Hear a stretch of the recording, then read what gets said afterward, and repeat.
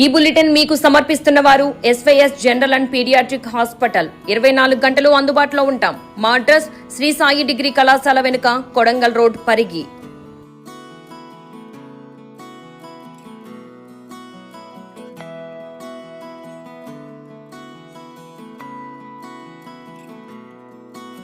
పది సంవత్సరాల కేసీఆర్ పాలనలో పరిగి డిపోకు ఒక కొత్త బస్సు తీసుకుని రాలేదని కాంగ్రెస్ ప్రభుత్వం అధికారంలో వచ్చిన 18 నెలల్లోపు 10 బస్సులు పరిగి డిపోకు తీసుకుని రావడం జరిగిందని Parigi MLA doctor P Rammohan Reddy అన్నారు. ఈ సందర్భంగా ఆయన మాట్లాడుతూ ప్రయాణికులకు ఎలాంటి అసౌకర్యాలు కలగకుండా మహిళలు బస్సుల్లో ఉచితంగా ప్రయాణం చేయడానికి మరో 5 కొత్త బస్సులను ప్రారంభించడం జరుగుతుందని అన్నారు. ఇప్పటికే పరిగి డిపోకు 10 కొత్త బస్సులను ప్రారంభించారని ముందు ముందు మరిన్ని బస్సులు తీసుకుని వస్తామని అన్నారు. కాంగ్రెస్ ప్రభుత్వం అంటేనే పేదల ప్రభుత్వమని పరిగిని మరింత అభివృద్ధి పథంలో తీసుకెళ్తానని అన్నారు. ఈ కార్యక్రమంలో Parigi MRO, Parigi market committee chairman Parashuram Reddy, market committee vice chairman Ayyub, Congress నాయకులు పార్థసారథి, హనుమంతు ముదిరాజ్, ఎర్రగడ్డపల్లి కృష్ణ, లాల్ కృష్ణప్రసాద్, పెంటయ్య, భీమ్రెడ్డి, పాలాది శ్రీనివాస్, ఎజాజ్, సెవేరా, అన్వర్, కాంగ్రెస్ పార్టీ నాయకులు, కార్యకర్తలు తదితరులు పాల్గొన్నారు.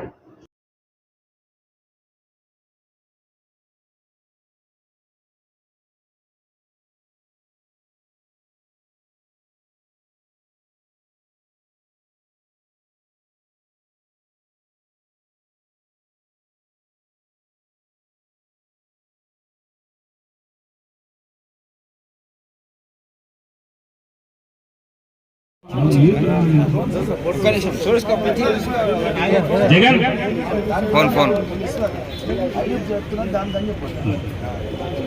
భూ వికాస్ పథకం కింద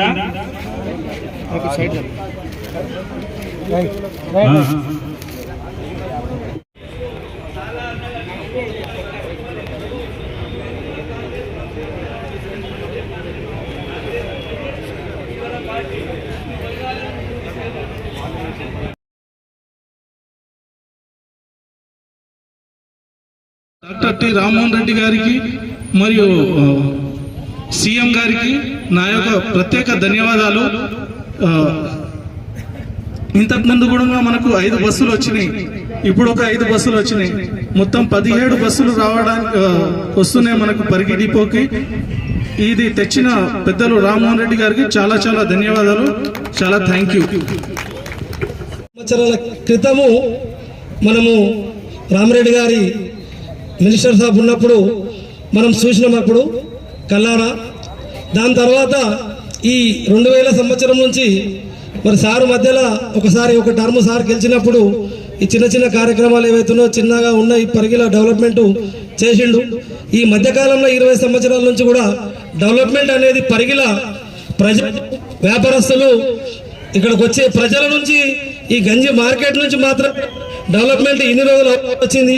కానీ మరి షార్ట్లీ ఇప్పుడు ఏదైతే సార్ కలిసి 18 నెలలు అవుతున్నది, ఈ 18 నెలల్లో ఎవరు ఊహించనంత రీతికి ఈ పరిగి నియోజకవర్గం డెవలప్మెంట్ అయిందని చెప్పి నేను గట్టిగా దీన్ని సమ్మతిస్తున్నాను. ఎందుకంటే మరి ఆ రోజుల్లో రామరెడ్డి గారు డెవలప్మెంట్ చేసిన తర్వాత ఏదైతే పనులన్నీ ఎక్కడక్కడ ఆగిపోయినాయి. మరి ఈ రోజు మన ఎమ్మెల్యే గారు రామ్మోహన్ రెడ్డి గారు వచ్చిన తర్వాత ఎన్నో రకాల అభివృద్ధి కార్యక్రమాలు పెద్ద ఎత్తున తేవడం జరిగింది. ఇది చాలా ముఖ్యమైనటువంటి సబ్జెక్ట్ మన కాన్స్టిట్యున్సీ వరకు. కాబట్టి నేను గౌరవ ట్రాన్స్పోర్ట్ మినిస్టర్ పొన్నం ప్రభాకర్ గారు నాకు కాలేజ్ డేస్ నుంచి తెలుసు అనమాట. నేను ఎంబీఏ చదువుతున్నప్పుడు కూడా నా కాలేజ్కి వస్తుండే, చాలా దగ్గర నాకు. అయితే ఆయనకు అడిగిన, నేను నాది డిపో పెద్దది, నాకు బస్సెస్ కావాలంటే తను 17 బస్సెస్ ఇస్తానని నాకు ఆర్డర్ ఇచ్చిండు లిఖితపూర్వకంగా.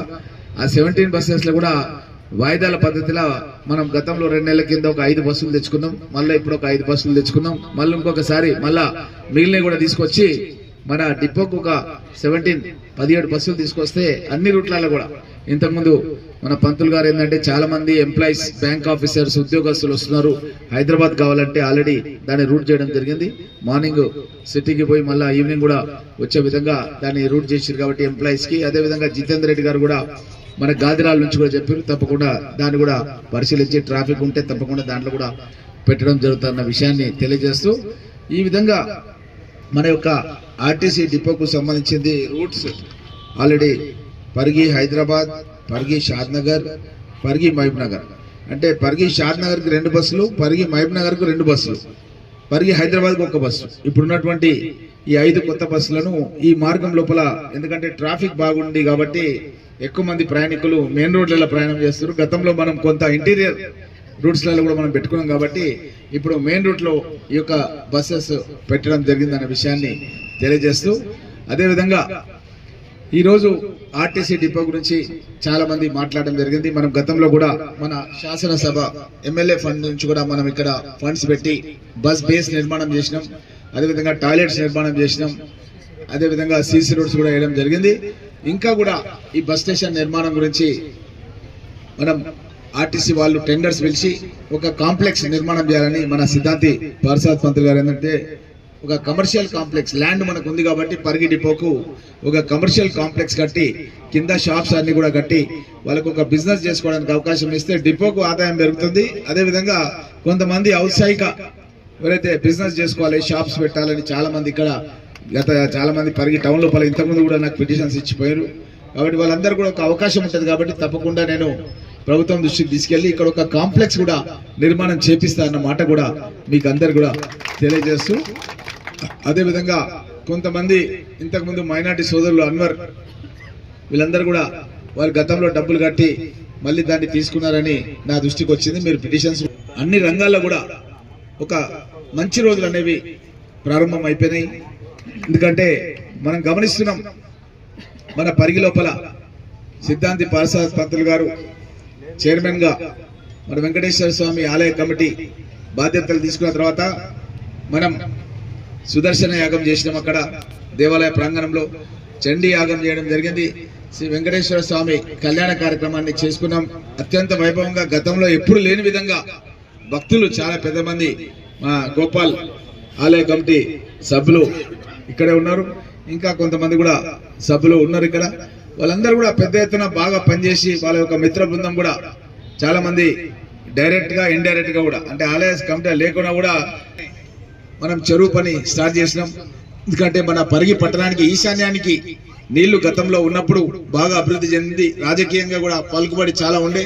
ఎప్పుడైతే ఆ చెరువు ధ్వంసమైందో మన పరిగి రాజకీయంగా పతనా స్థాయికి వచ్చేసింది. అంటే నామకే వాస్తే పోస్టులు ఉంటాయి కానీ ఆ యొక్క పవర్ ఉండదు, ఆ పన్ను అడవదు అనమాట. అట్లా అయిపోయింది. ఎందుకంటే ఆ నీళ్లు ఉండాల్సిన నీళ్లు పోయినాయి మనకి.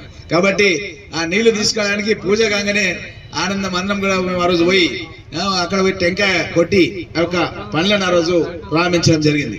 అదే విధంగా ఒకే ఒక రోజు ఇంతకుముందు సిద్ధాంతి గారు చెప్పినట్టుగా దగ్గర 220 కోట్ల రూపాయల పనులు, అంటే మన చరిత్రలో ఎప్పుడు కూడా ఇన్లే. ఒకే ఒక రోజు 220 కోట్ల రూపాయల పనులు. మీ యొక్క అభిమాన నాయకుడిగా శాసనసభ్యుడిగా ఎప్పటి నుంచో మనం కలగంటున్నటువంటి నస్కల్ బ్రిడ్జ్ ఎప్పుడు చూసినా సరే ఆ నస్తుండే. ఇక్కడ అశోక్ గాని శ్రీధర్ గాని వీళ్ళంతా, మా చంద్రయ్య కూడా ఇక్కడే ఉన్నాడు, వీళ్ళందరూ కూడా ఎప్పుడు చూసినా సరే ఈ బ్రిడ్జ్ వస్తే మాకు ఊరికి పోనీకే కష్టమైతే సార్ అని చెప్పి ఎప్పుడు చూసినా సరే మేము ఆన్నే ఉండి కూడా చాలా సార్లు మీడియా కూడా మాట్లాడినాం. ఎలక్షన్లకు ముందు కృష్ణ కూడా ఉండే ఖచ్చితంగా ఎమ్మెల్యే గెలిచిన తర్వాత ఈ యొక్క బ్రిడ్జ్ నిర్మాణం చేపిస్తాం, మీ రోడ్డును అభివృద్ధి చేస్తామని చెప్పి ఎన్నికలకు ముందు నేను వాగ్దానం ఇవ్వడం జరిగింది. ఇచ్చిన మాట ప్రకారం మనం ఏడాదిన్నర కూడా ఇంకా కాలే, కానీ దానికి మనము పెద్ద ఎత్తున 120 కోట్ల రూపాయలతోన బ్రిడ్జ్ తో సహా 4 లైన్ల రోడ్డు మన పరిగి నుంచి వికారాబాద్ శాంక్షన్ చేయించుకొని దాని యొక్క పనులు కూడా ప్రారంభించడానికి శిలాఫలకం కూడా వేసినాం. అదే విధంగా ఈ యొక్క షాద్నగర్